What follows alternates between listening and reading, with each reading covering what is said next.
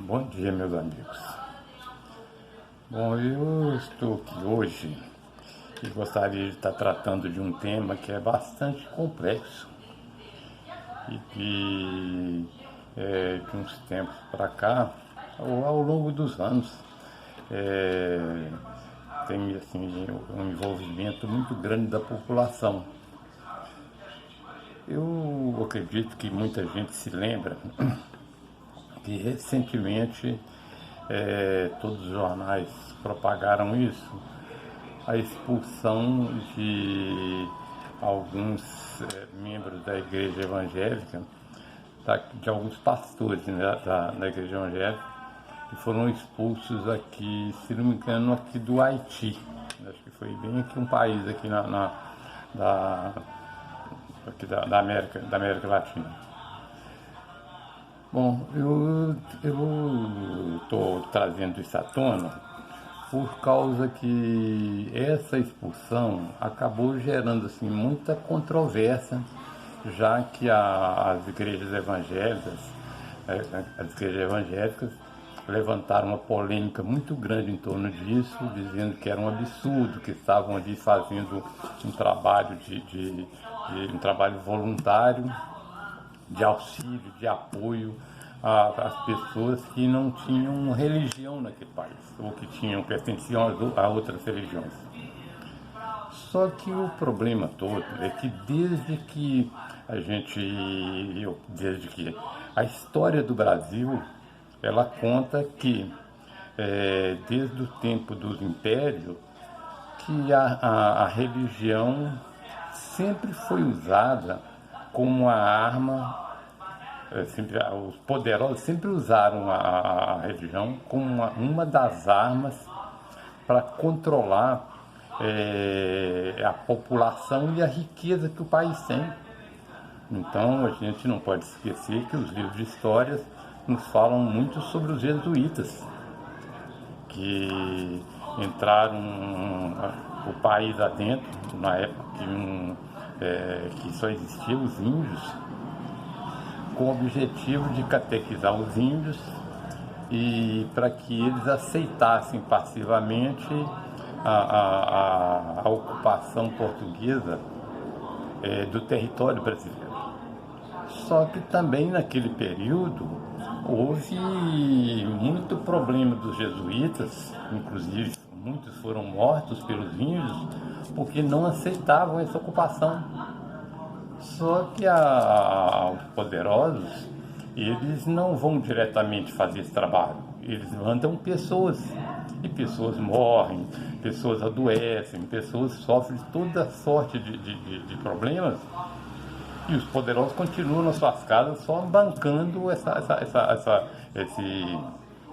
pressão até que o outro lado ceda. E os índios acabaram não conseguindo resistir a essa pressão, e os portugueses invadiram o Brasil todo, roubaram tudo que queria, roubaram muita coisa que queria nesse país, até a tão falada independência do Brasil, que na verdade a independência foi apenas de Portugal, mas só que as pessoas continuaram dilapidando o nosso país como fazem até hoje.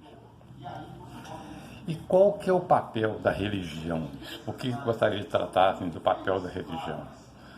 Nós temos hoje um grande problema, a falta de compreensão das pessoas, a dificuldade pela qual as pessoas passam no nosso país e que leva as pessoas a procurar na religião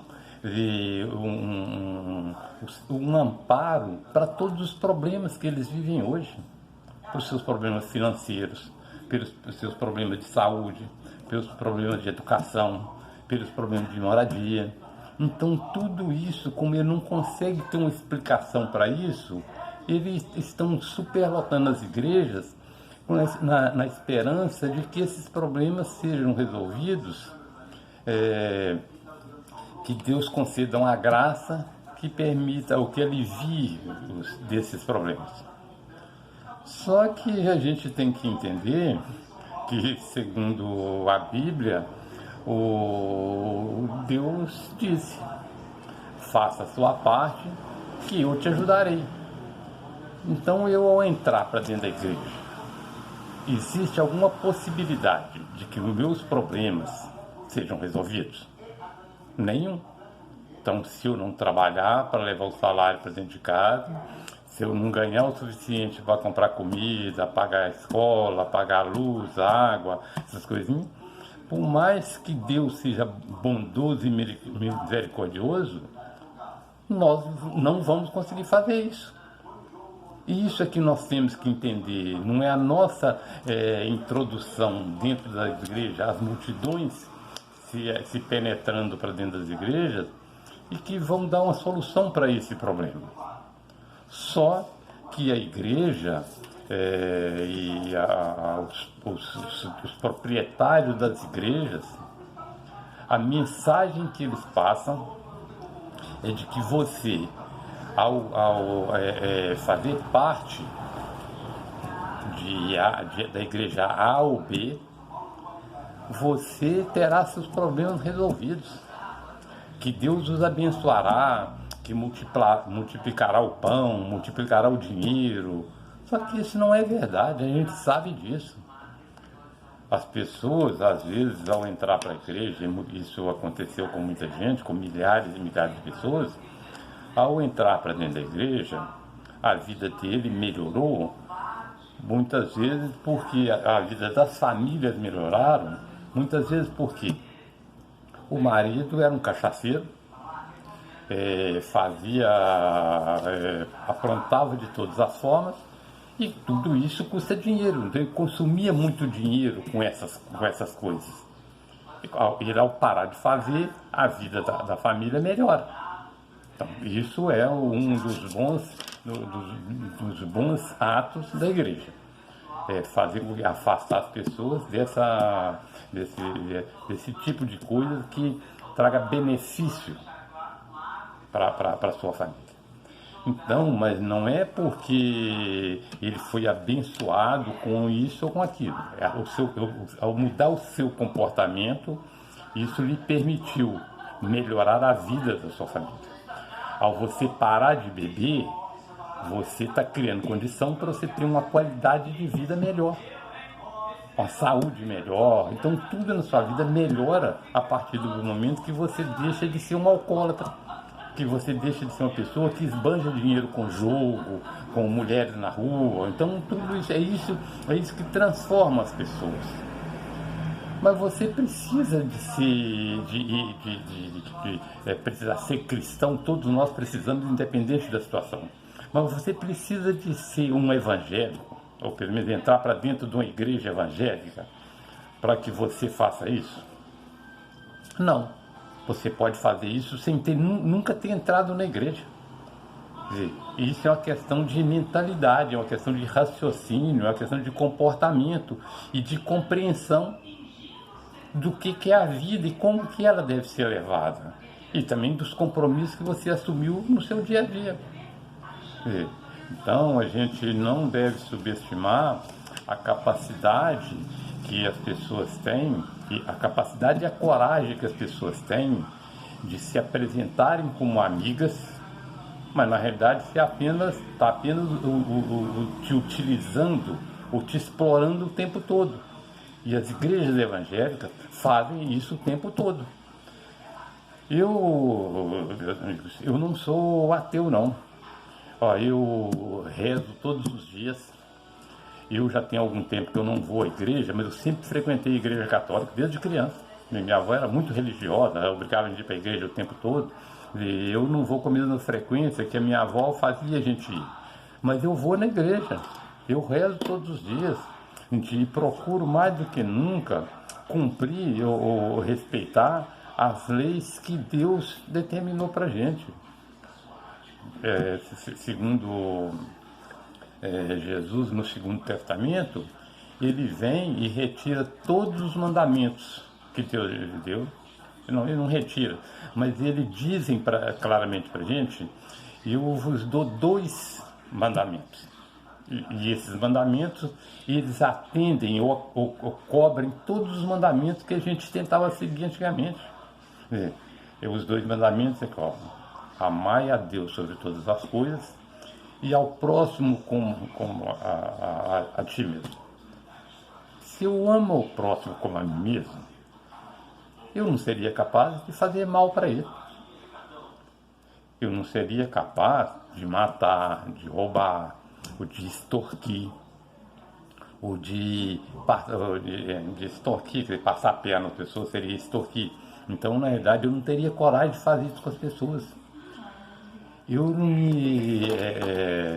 me irritaria, mas eu não viraria inimigo de alguém só porque ele me pegou alguma coisa emprestada e não me devolveu. Eu não desejaria a morte de uma pessoa só porque ela me roubou. Eu não tomaria de volta alguma coisa de alguém que está precisando dela.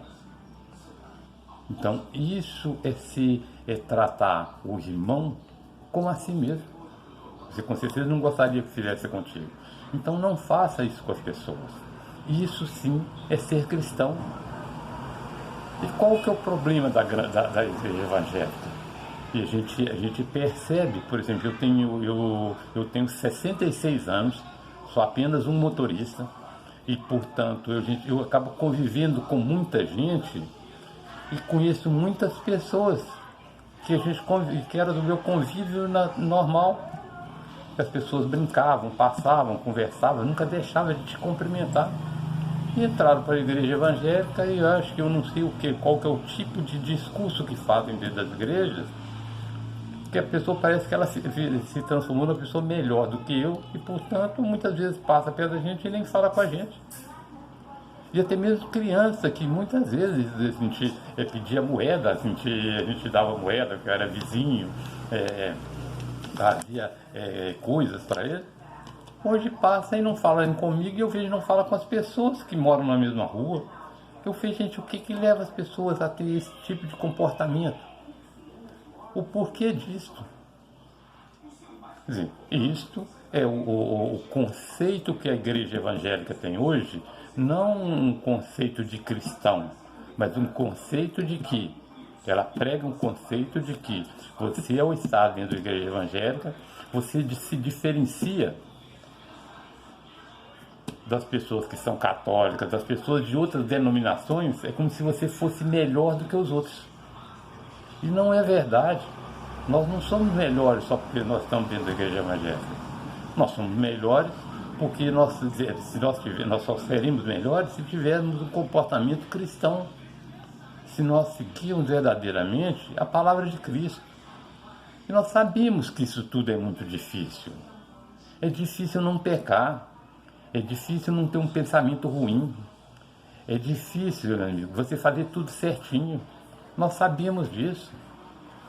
E para isso, Jesus nos deu o direito de pedir perdão.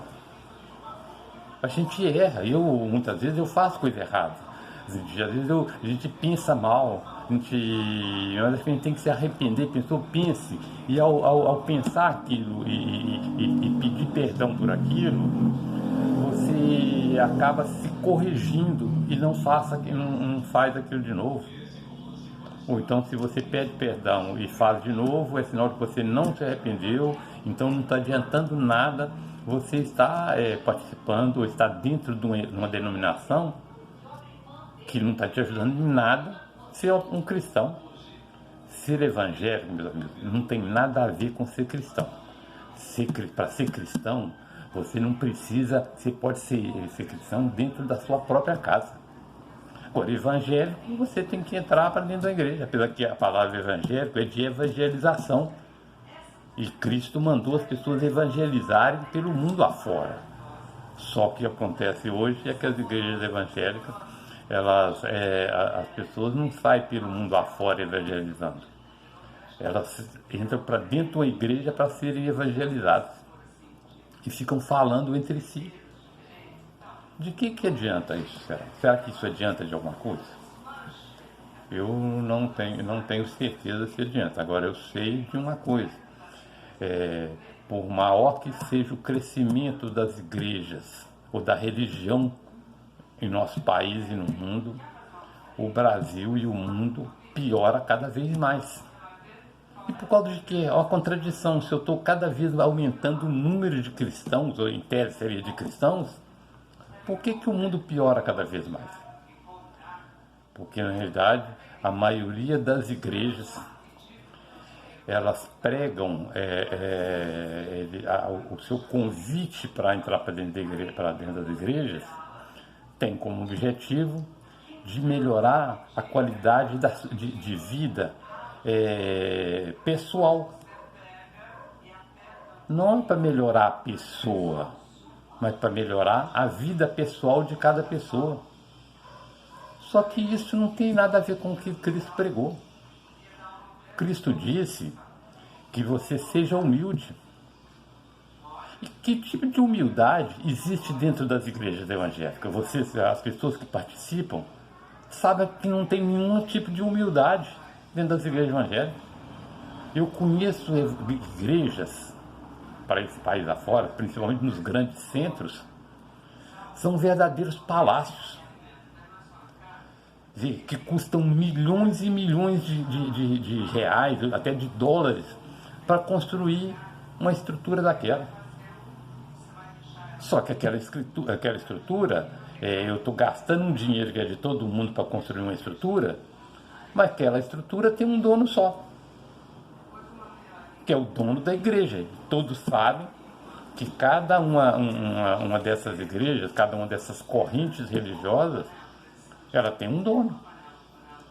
Então todo o patrimônio dessas igrejas são de propriedade desse pastor geral, que é dono dessa corrente religiosa. Então a gente tem que compreender isso. As pessoas pobres vão para as igrejas de boa fé, na esperança de que que sejam abençoados com a graça de Deus, para que a sua vida melhore.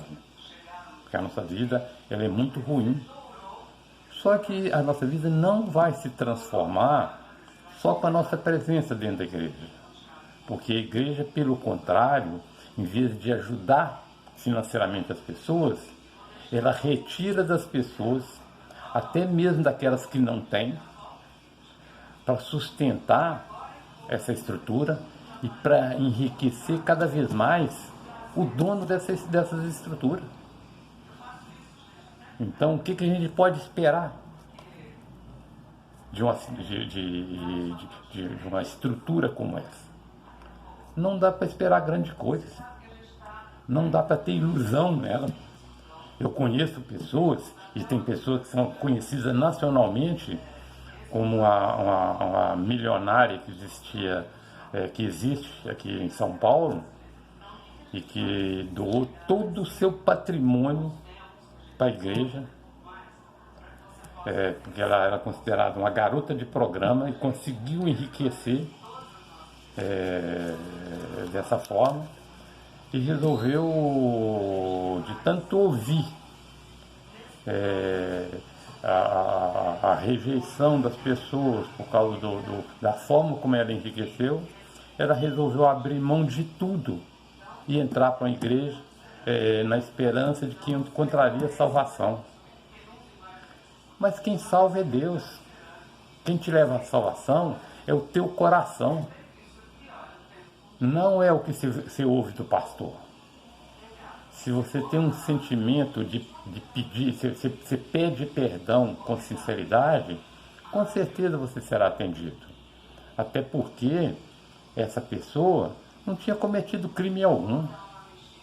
Eu não sei se os crimes de estupro, de assassinato, de assalto, eu não sei se esses crimes seriam perdoados. Eu não sei como seriam tratado isso. Mas se, segundo a Bíblia, basta você pedir perdão e você será perdoado, então por que essa pessoa não seria? Só que, pelo contrário, ao entrar para a igreja, ela começou a perceber que ela tinha feito a coisa errada. O índice de rejeição sobre a pessoa dela dentro da igreja levou ela a se afastar ia entrar na justiça pedindo de volta tudo que ela doou para a igreja. E não foi pouco, segundo ela, chega a quase 10 milhões de reais de dinheiro, casa, carro, que ela doou para a igreja em busca de salvação. Ela, segundo ela, chegou a ficar sem dinheiro para pagar suas próprias contas pessoais. Então a gente tem que entender que se por um lado a igreja ajuda nossos filhos, ou afasta nossos filhos das drogas, da violência, de uma certa forma da violência, ela também traz muita dificuldade para muitas famílias ao extorquir constantemente as pessoas muito pobres para sustentar uma estrutura que é muito rica. O vídeo fica muito grande, é muito difícil falar sobre temas assim tão complexos. Mas eu gostaria claro, teria assim, muita coisa, muitos exemplos a mais para citar, só que aí o vídeo fica muito grande, fica muito difícil de alguém assistir um vídeo desse tamanho. Mas eu queria aí agradecer as pessoas que venham assistir esse vídeo, pedir a Deus que abençoe e que proteja a todos nós, e deixar um grande abraço a todos. Não? Que Deus abençoe e até a próxima, se Deus quiser.